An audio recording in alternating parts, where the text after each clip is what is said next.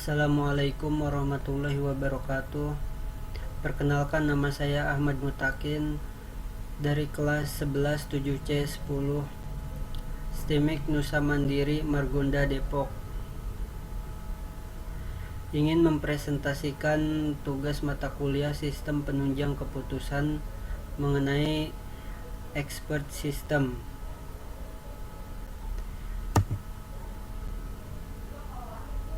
Apa itu expert system? Expert system atau sistem pakar merupakan salah satu bidang kecerdasan buatan.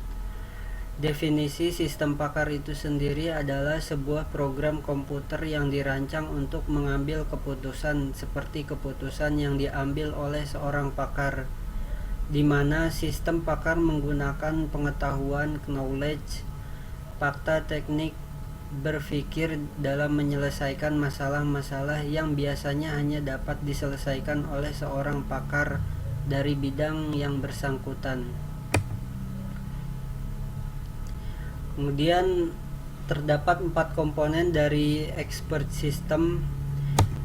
Yang pertama adalah knowledge base, yaitu yang berisi fakta-fakta yang disebut public knowledge dan hukum atau aturan heuristik yang disebut private knowledge. Yang kedua, inference engine, yaitu suatu perangkat lunak komputer yang bertugas mencari knowledge base untuk memecahkan masalah yang dikemukakan. Kemudian ada explanation subsystem, yaitu merupakan kemampuan untuk memberikan penjelasan atau sebuah kesimpulan yang diberikan.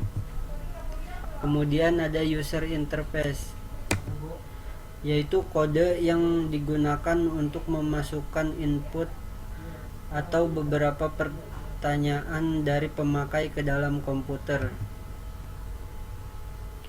Kemudian untuk tujuan utama sistem pakar bukan untuk mengganti kedudukan seorang ahli atau seorang pakar, tetapi hanya bertindak sebagai penasehat atau konsultan dengan mengambil pengetahuan yang disimpan dalam knowledge base.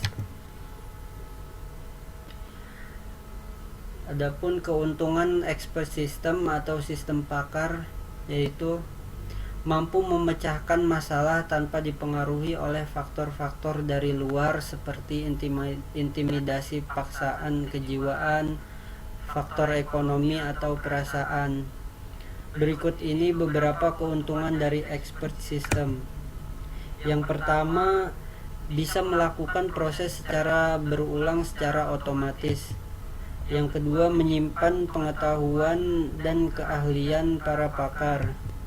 Kemudian yang ketiga, tidak memerlukan biaya saat tidak digunakan, sedangkan pada pakar manusia memerlukan biaya sehari-hari. Kemudian menghemat waktu dalam pengambilan keputusan. Yang kelima, meningkatkan kualitas dan produktivitas. Adapun kekurangan dari expert system atau sistem pakar itu sendiri, yang pertama, biaya pengembangan yang cukup tinggi. Yang kedua, waktu pembangunan sistem pakar yang cenderung lama. Yang ketiga, laju ilmu pengetahuan yang cepat sehingga membutuhkan pembaharuan atau update sistem pakar dalam jangka waktu tertentu. Yang keempat, user mungkin tidak akan tertarik untuk membeli aplikasi seperti ini karena harganya yang mahal dan hanya berlaku untuk kebutuhan spesifik saja. Demikian presentasi dari saya, kurang dan lebihnya mohon maaf. Wassalamualaikum warahmatullahi wabarakatuh.